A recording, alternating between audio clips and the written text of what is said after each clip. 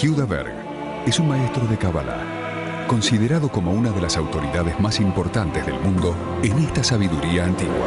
If you get me in the room with anyone, I'll spend 15 minutes and I'll explain to them why, first of all, there's no conflict between religion and Kabbalah. But even more, Kabbalah could help enhance our religious belief. Yehuda Berg vive viajando en todo el mundo, compartiendo su conocimiento, su guía, habla con gente líder en el mundo, algunos que no se puede decir porque ellos buscan conocimiento, buscan entender, pero su situación política no les permite hacerlo expuestamente. Rabino ordenado, maestro, autor exitoso y codirector del Centro de Kabbalah, logró que los conocimientos y las herramientas de la Kabbalah sean accesibles para el público y las personas de todo el mundo. Es una persona de este linaje de la Kabbalah que toda su vida está dedicada totalmente a ayudar a la humanidad, a mejorar las condiciones y realmente viviendo, sintiendo todo el dolor que está en el mundo. Yehuda escribe libros de gran éxito editorial a nivel internacional, da charlas y enseña tanto a instructores como a estudiantes de la Kabbalah. Every single decision that we make has an effect. Just like every single seed that we put in the ground eventually becomes a tree.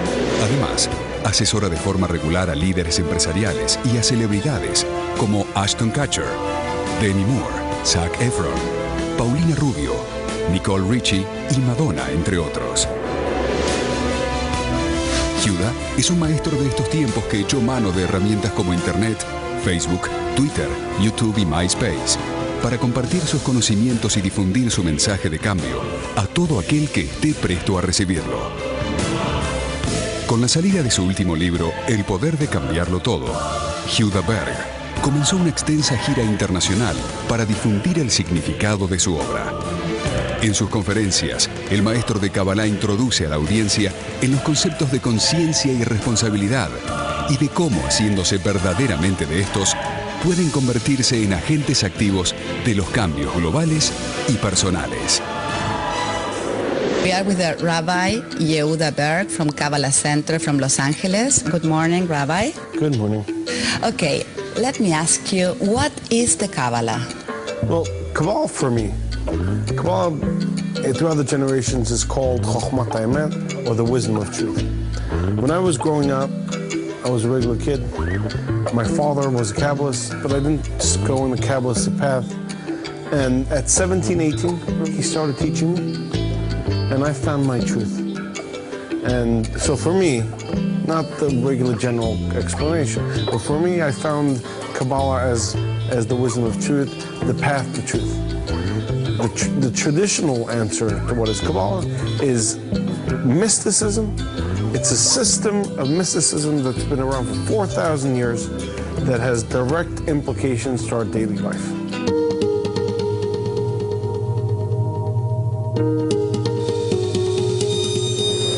If it is so ancient, 4,000 years before, and it was restricted for men, Jewish men over 40 years. How is that Kabbalah now is open for all the world? So the progression was like this. In the 13th century, there was the Christian Kabbalists. Christians started studying Kabbalah in the 13th century. Christians. But it was still men, only men. So non-Jews started, Christians started, Muslims started in the 13th century. In the 20th century, Rav Ashlag, who's my father's teacher's teacher, he said that it's time for everyone to study.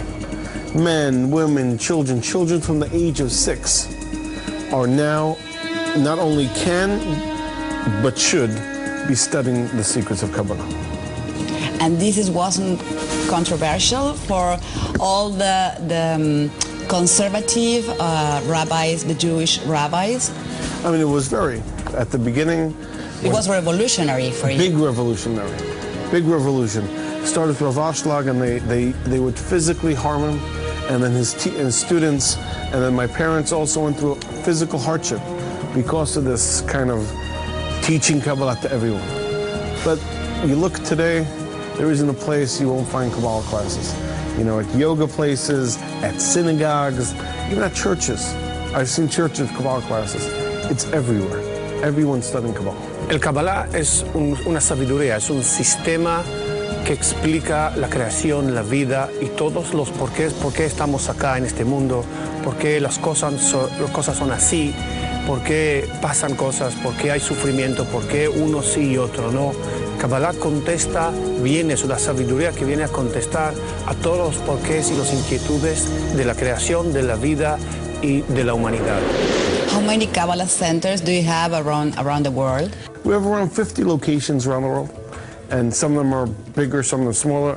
Our two biggest that we've started lately are one in Sao Paulo, Brazil, and one in Moscow in Russia.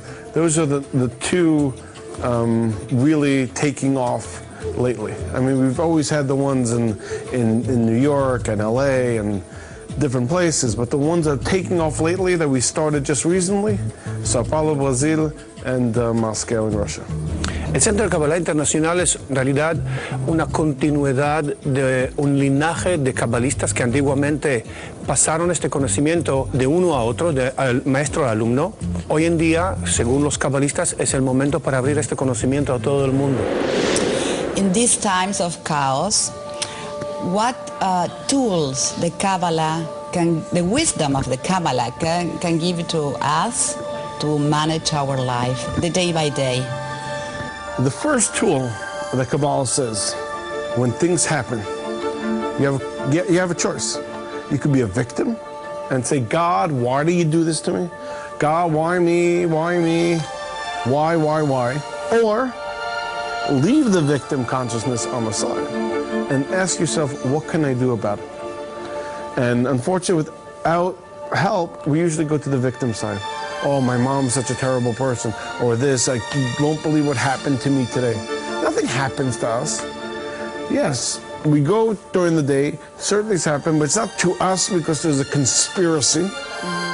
But we have to actually go and figure out, okay, it's here, it's happened, now what? Are you gonna talk about how it happened to you for the next 20 years, or are you gonna do something about it?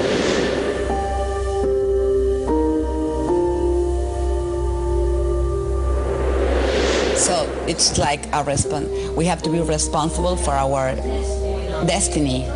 We have in our hands our destiny. We can change our destiny. We could change. And everything that comes into our movie is there for a reason. If something came into my movie, to my life, it's there for a reason. Sometimes it's there to teach me something. Sometimes it's there so I could overcome it. And sometimes it's there just to remind me certain things. But every single part of my life that's there, it's there for a reason. And you see, when people have like times of crisis, personal times of crisis, like divorce, illness, death, loneliness, poverty, they try to find answers, Kabbalah, meditation, many things. So how can help the Kabbalah to these people that are crossing a very, very tough and difficult time? Some people go to these other teachings so they don't have to take responsibility. Just be busy with something. I hope we're talking about the people who actually want answers to why. I want to know why. What can I do?